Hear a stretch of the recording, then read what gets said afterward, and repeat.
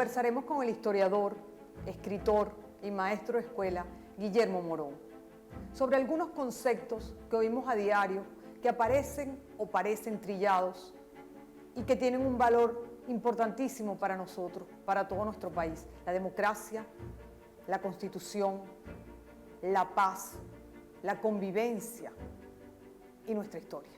La paz, según los entendidos, no significa ausencia de conflicto. ¿Qué es para usted la paz?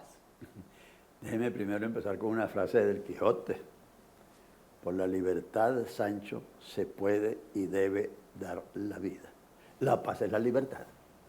Si no se vive en libertad, no hay paz posible. En ninguna parte del mundo.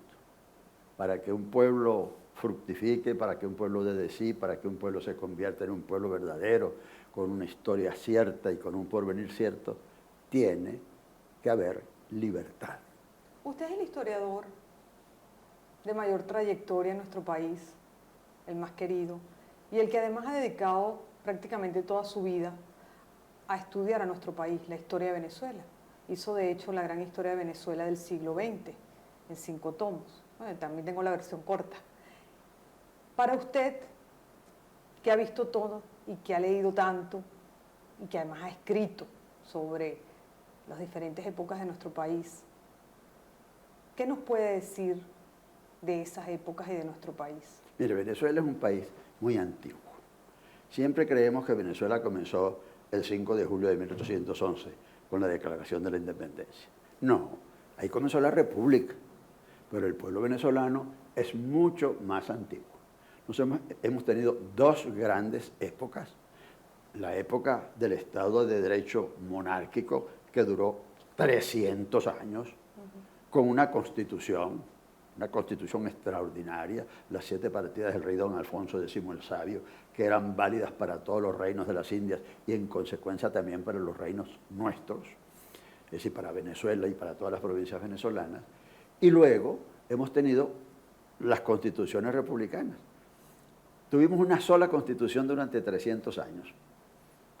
Y desde 1811 hasta el sol de hoy hemos tenido 26 constituciones. Una república que en 200 años tiene 26 constituciones no se ha consolidado como república propiamente tal. ¿Cuántas veces ha visto usted el movimiento estudiantil en las calles? Los diferentes movimientos estudiantiles. Varias veces. Por ejemplo, en el comienzo del gobierno de don Rómulo Betancourt, me acuerdo yo mucho, estaba yo estudiando bachillerato, se hizo un decreto llamado el 321, por el cual todo el mundo podía pasar con 10. Entonces, la iglesia en primer lugar, y yo me acuerdo mucho que los jesuitas, por ejemplo, con todos sus colegios, protestaron contra una arbitrariedad del gobierno de Rómulo Betancourt. Tuvieron que echar para atrás ese decreto. De modo que cuando los muchachos y los estudiantes salen a la calle, los gobiernos se asustan. Pero de manera pacífica, ¿no? Estamos hablando. De manera pacífica es siempre. Aquí no ha habido más guerras, sino las guerras que tuvimos en el siglo XIX. El pueblo venezolano ya se acostumbró a la paz durante una paz muy difícil, desde 1898, desde cuando llegó Cipriano Castro. Pero la paz que tuvimos durante la época de Juan Vicente Gómez fue una paz terrible. De modo que la paz no tiene por qué ser una paz dolorosa. La paz tiene que ser una paz activa. ¿Una paz activa en qué sentido? En primer lugar, en que se cumplan 2 condiciones básicas, que son la educación y la salud. Un pueblo que no esté bien educado y que no tenga buena salud, pues es un pueblo enfermo, un pueblo débil, un pueblo revuelto, un pueblo sin destino. ¿Qué piensa usted de las guarimbas? Yo creo que las guarimbas es una grave equivocación.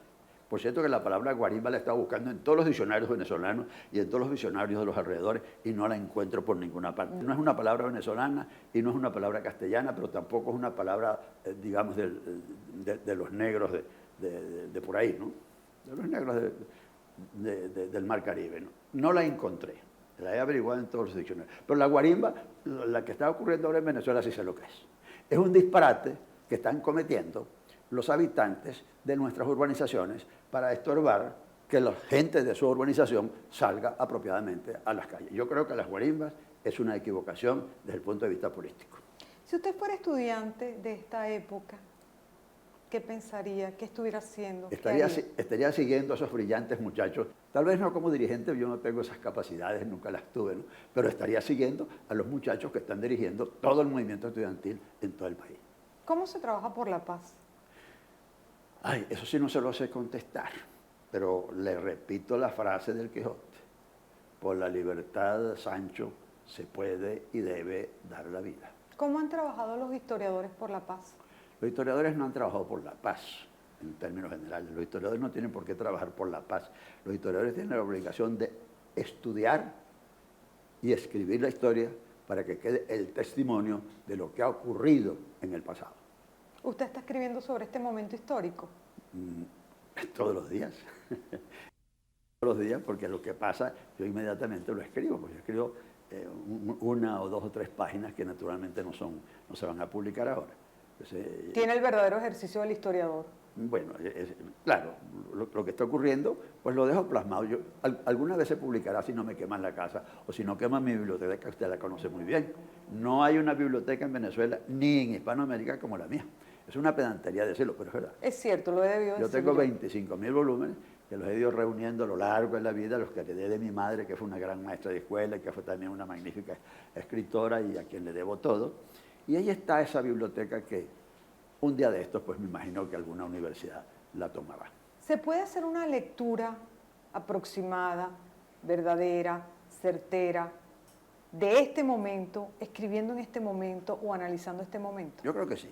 Siempre es posible examinar la situación, aunque esté muy caliente, y la cabeza de un historiador no debe estar caliente, debe estar suficientemente tibia, no helada, pero sí lo suficientemente no caliente, para poder percibir, analizar lo que está ocurriendo y dejarlo plasmado.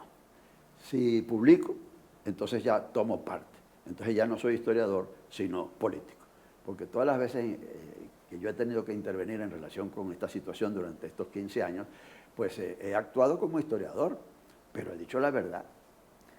Usted ha hablado como historiador y escrito como historiador, pero también ha sido maestro de escuela. Bueno, y los maestros de escuela trabajan por la paz. Al usted formar niños, formar adolescentes y formar incluso adultos, usted ha trabajado por la paz. Yo lo que soy fundamentalmente es un maestro de escuela. Por eso yo le preguntaba antes que cómo se trabajaba por la paz. ¿Usted no ha trabajado por la paz? Sí lo ha hecho. Claro, todos los que hemos sido maestros de escuela o los que somos escritores con alguna dignidad, pues claro que estamos trabajando por la paz. Incluso cuando damos una declaración fuerte contra una determinada situación política o contra un determinado personaje político, estamos trabajando por la paz. Porque la paz es oponerse a la dictadura, oponerse a las arbitrariedades, oponerse a los asesinatos, oponerse a las guarimbas, oponerse a las cosas malas que están ocurriendo hoy en Venezuela. Eso es trabajar por la paz. ¿Este país está mejor formado ahora o hace 50 años? No, por supuesto que ahora. ¿Por qué? Porque hay unas clases medias sólidas, porque hay unas clases medias ilustradas y porque hay unos estudiantes y hay unas universidades y hay unos liceos. Por supuesto que en este momento está mejor formado que en cualquier momento del pasado. Como historiador usted sabe que los muchachos, los movimientos estudiantiles en Venezuela y en el mundo entero, siempre están en la calle, en diferentes épocas, diferentes momentos, según las circunstancias de cada país, evidentemente. Por lo tanto, es natural que ahora estén en la calle pidiendo algunas reivindicaciones de manera pacífica. ¿Qué recuerda usted? Porque usted tuvo 18 años y usted ha visto muchos movimientos y en algunos ha debido ser partícipe, incluso por la edad. ¿Cuál le tocó a usted? A mí me tocó nada menos que el golpe de Estado que dio don Rómulo Betancourt contra el mejor presidente que hemos tenido en la República, llamado Isaías Medina Angarita. Pero era militar, El 18 de octubre de 1945. Era militar, como lo fue también Eleazar López Contreras, que fueron los dos sucesores del gran tirano verdadero que tuvimos, que fue Juan Vicente Gómez. Pero tanto López Contreras, entre 1936 y Medina Angarita, hasta el 18 de octubre de 1945, que sucedió López Contreras, se quitaron los uniformes, colgaron los uniformes y gobernaron como civiles, a pesar de que eran militares educados y criados en la dictadura de Juan Vicente Gómez. Ese es un fenómeno extraordinario del pueblo venezolano. Como dos militares, sobre todo Eleazar López Contreras, que había alcanzado los más altos grados militares con la dictadura de Juan Vicente Gómez, en cuanto le corresponde sustituirlo, porque se murió Juan Vicente Gómez. Entonces, la sucesión de Juan Vicente Gómez fue muy buena porque le tocó a dos militares cultos. Eleazar López Contreras era un historiador, escribió varios libros de historia, pero ¿qué hizo de importancia? En primer lugar, quitarse el uniforme. En segundo lugar, rebajarse de los 7 años que le correspondían, de acuerdo con la Constitución vigente en ese momento, quitarse 2 y convertirse en el primer presidente que gobernó solamente 5 años. Y cuando terminó, entregó el poder a su sucesor, Isaías Medina Angarita. Y entonces Isaías Medina Angarita, que fue mucho más abierto en la democracia que el propio Eleazar López Contreras. Mire, durante la época de Isaías Medina Angarita, desde cuando subió al poder en 1941 y fue derrocado estúpidamente por Rómulo Betancourt el 18 de octubre de 1945. Durante esos 4 años, en Venezuela, hubo paz total. No hubo un solo preso político, no hubo un solo exiliado político. Rómulo Betancourt pudo recorrer todo el país en la época de Medina Angarita, todo el país, fundando el Partido Acción Democrática. Y Rafael Caldera pudo fundar el Partido Social Cristiano Copey. Y Jovito Villalba pudo fundar el Partido URD. O sea, nunca hubo una democracia en Venezuela, tampoco en los años, desde el 58, cuando comenzó pues, los gobiernos civiles, hasta cuando terminaron los gobiernos civiles con el ingreso al poder de Chávez. Bueno, nunca hubo en Venezuela una paz tan extraordinaria como la del maestro, que yo lo llamo maestro político, Isaías Medina Angarita. Los 4 discursos que echó al finalizar su año ante el Congreso, terminaba diciendo: en el periodo, en este año, ninguna madre ha llorado la ausencia de su hijo porque está en la cárcel. Ninguna novia ha llorado a su novio porque está exiliado. Si nunca tuvimos un periodo tan extraordinariamente democrático como yo lo viví. ¿Y qué pedían los jóvenes de ese momento? En ese momento los jóvenes lo que estábamos era estudiando. ¿Qué pedía el movimiento estudiantil? No había ningún movimiento estudiantil. Todos los muchachos estábamos, cada quien en su liceo, cada quien en su escuela, cada quien en su universidad. Por eso digo, ese periodo de 1936 al 18 de octubre de 1945 fue extraordinario, porque no hubo nada que perturbara la paz en Venezuela, porque no hubo revoluciones de ninguna naturaleza. La revolución era lo que se estaba haciendo desde el gobierno, es decir, pacificando al país, haciendo muchas escuelas, logrando la sanidad que se logró en la época de Eleazar López Contreras y que continuó con Isaías Medina Angarita. Ese fue un momento de transición único en la historia de Venezuela, único, desde cuando comenzó la República el 5 de julio de 1811 hasta ese momento. Ese es un momento verdaderamente extraordinario que, por supuesto, los historiadores no lo han destacado adecuadamente. Quiero decir los historiadores que escriben por pedazos, ¿no? Pero yo que lo que he escrito es la historia de Venezuela completa, la edición de 1971, que usted la conoce, en 5 volúmenes, y la 6ª edición, que se hizo ya el año 86, en 6 volúmenes. Bueno, pues ahí le dedico, como es natural, a ese periodo un largo capítulo. ¿Por qué? Porque es el único periodo pacífico que hemos tenido en Venezuela. El otro periodo que no fue pacífico, porque la democracia que tuvimos desde 1958 hasta 1998 estuvo invadida de problemas. La guerrilla que hicieron los comunistas, pero ese movimiento extraordinario que hubo en 1936 al 18 de octubre de 1945 fue el mejor que ha tenido la República, por la paz, por el hecho de que se comenzó a ilustrar a la gente, comenzó el proceso de alfabetización.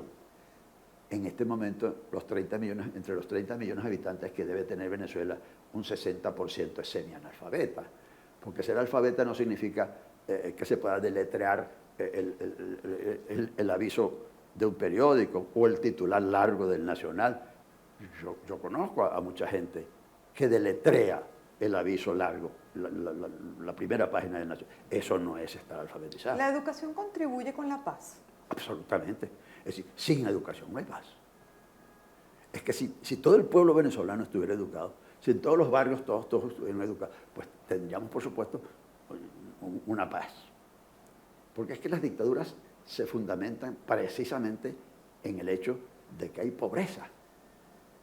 Y ahora, en este proceso del siglo XXI, se ha predicado que la pobreza es buena. ¿La religión contribuye con la paz? Siempre. Todas las religiones contribuyen con la paz. Menos, naturalmente, cuando se trata de pleitos entre las propias religiones. Porque hay religiones pacíficas y hay religiones activas. Todas las guerras que hay en el mundo, muchas de ellas son de carácter religioso, especialmente las que ahora llamábamos mahometanas. ¿Usted siente que los venezolanos hemos cambiado? Mucho. La esencia. No, la esencia no. Ningún pueblo cambia la esencia. La manera de que un pueblo cambie es que tenga pan y educación. Es decir, que tenga trabajo y educación. Mientras no se consiga que la mayoría de la población, si no toda, por lo menos la gran mayoría, esté bien educada y tenga trabajo, pues no se consigue la paz. ¿Somos más violentos ahora o éramos más violentos en el pasado? Siempre hemos sido violentos. Mire, de 1811, repito, hasta 1903, no hubo un solo día sin guerra en Venezuela. No hubo un solo día sin guerra en Venezuela. De modo que nosotros conocemos mucho la guerra, porque la tuvimos durante todo el siglo XIX, hasta 1903, cuando Juan Vicente Gómez, a nombre de su presidente, que era Cipriano Castro, liquidó la última guerrilla en Ciudad Bolívar. He leído algunos estudiosos, sociólogos, que afirman que el venezolano ha cambiado, que el joven, el niño, el adolescente es más violento, que se vive con más intensidad, por decirlo de alguna manera, y se habla hasta de un nuevo venezolano. Mire, cuando mi mamá se mudó de Carora, donde yo nací, el 8 de febrero de 1926, mi papá vivía en un pueblito llamado Cuicas, en el campo, donde había ido a comprar sus tierras de labranza. Me contaba mi mamá que cuando ella llegó al pueblo de Cuicas, estoy hablando de finales de la época de Juan Vicente Gómez, en el pueblo de Cuicas amanecía un muerto todos los días en la plaza. De modo que en Venezuela siempre ha habido violencia. ¿A qué se lo debemos? ¿Al siglo XIX? No, al hecho concreto de que los seres humanos somos violentos por naturaleza y nos pacifica es la educación. Lo que pacifica a los pueblos es la educación. Si no se tiene buena educación, si no se come bien, si no se tiene trabajo, pues el pueblo se convierte en violento. Las necesidades primarias. Las necesidades primarias. Si se llenan las necesidades primarias, la gente es pacífica. El hombre no es guerrero por naturaleza. Lo era en la antigüedad. Mire, en los 1000 años de la gran cultura griega, para no hablar de los 2000 años desde el creador de la Ilíada y la Odisea, desde Homero, no, en los 1000 años de cultura griega, que es nuestra cultura, de donde venimos todos nosotros, donde se inventó todo lo que somos en el mundo occidental, bueno, no hubo un solo momento de paz. Solamente cada 4 años, cuando había lo que se llamaba las Olimpiadas, se hacía la paz momentánea mientras estaban los Juegos Olímpicos funcionando.